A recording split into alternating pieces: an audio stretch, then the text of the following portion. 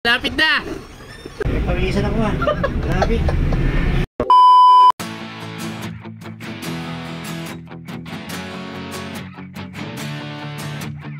Andito nga pala kami sa may Pure Gold Loma de Gato, dito sa Marilao. Kakaliwa nga pala kami dito at dito kami mag-alternate route. Hindaanan kasi sa ruta namin, hindi kami makadiretso. May nasiraan kasing trailer at hindi kasi malalaking sasakyan. Kaya naman, isang malaking pagsubok na itong pagdaan namin dito. Dahil alam namin na masikip nga yung daanan dito at itong ang blue bus extraordinary yung haba. Kasa kaya? Kasi yan. Kasi yan. Ito nga palang driver ko ngayon, first time nila makakadaan dito sa looban, dito sa Loma de Gato. Kalimitan kasi dinadaanan namin doon sa may prensa. Alam ko doon lang to sa may pabungad, medyo nag-ano eh. May pabungad. Yan, ganyan lang. Tabi-tabi ka lang pagka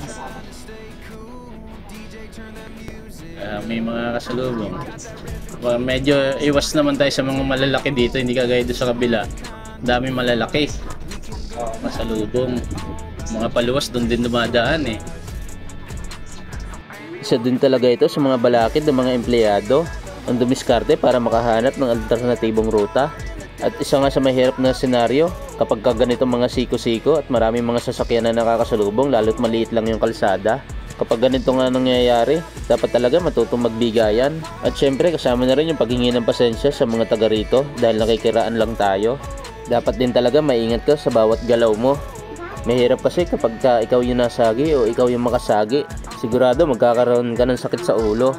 Kaya naman, dapat yung galaw mo at kalkulasyon ay pulido. At saka dapat lagi nakahanda yung konduktor na mag-assist sa driver.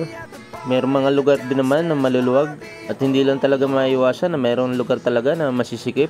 Kaya kailangan talaga magdoble ingat, visible at lagi mag-anticipate, lalo lang kapag may mga blind curve.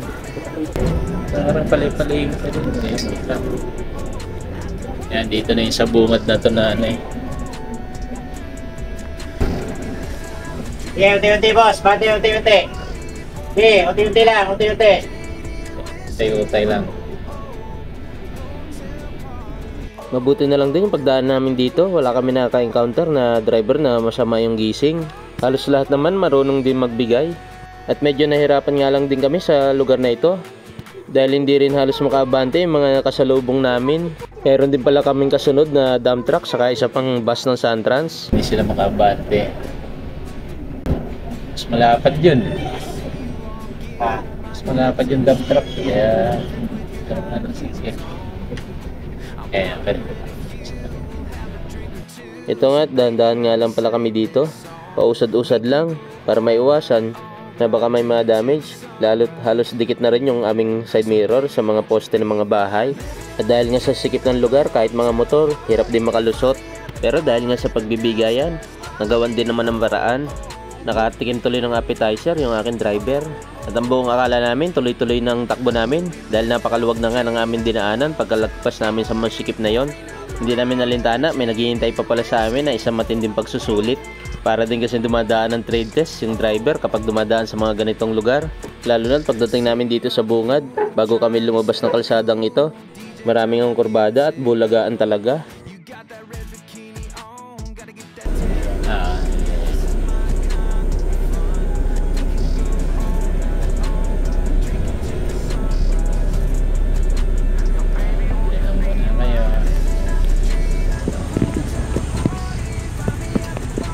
Kahit hanggang kanal sir.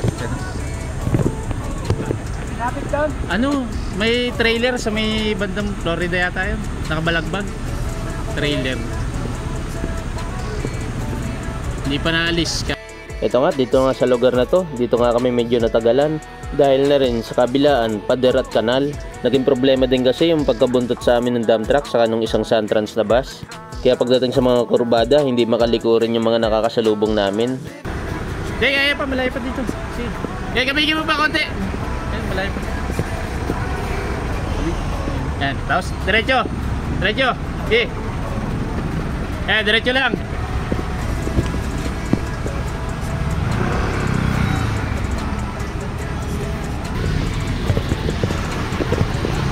Baka bigyan mo ng konti ito. Sagad mo pa sa kanan. Okay, Ayan, gumagalaw yan. Ayan, galaw yan. Ayan.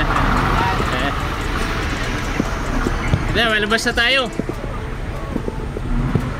Lalabas ka na, malapit na.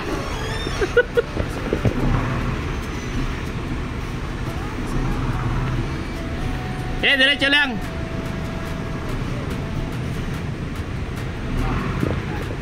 May nakabalagbag na trailer po doon sa ano, may Florida. Hindi kasya yung bus. May Florida. Traffic sa paglabas ng Pamuson din. Oo, dun. Traffic yan paglabas ng Pure Gold. Hindi naman po dito traffic. Doon lang kasi yung mga jeep lang yung nakakalusot. Mga bus hindi kasya.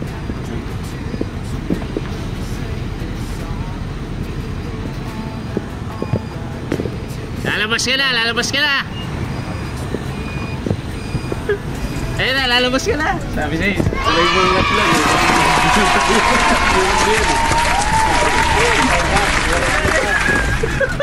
Araos na, sige, kasi sa amin. Pag-iisan ako ah. Grabe.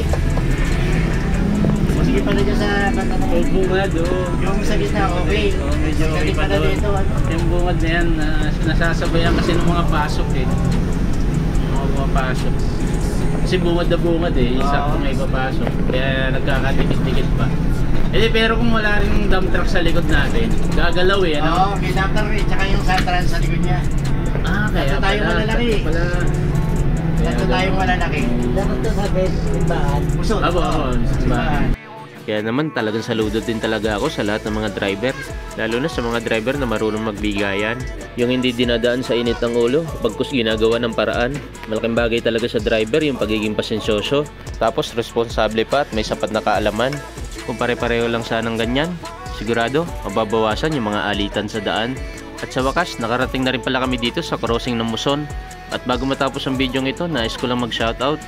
Shoutout nga pala kay Aris Humarang from Lemery, Batangas. Shoutout din kay Kasohi Moro at kay Francis Malunaw.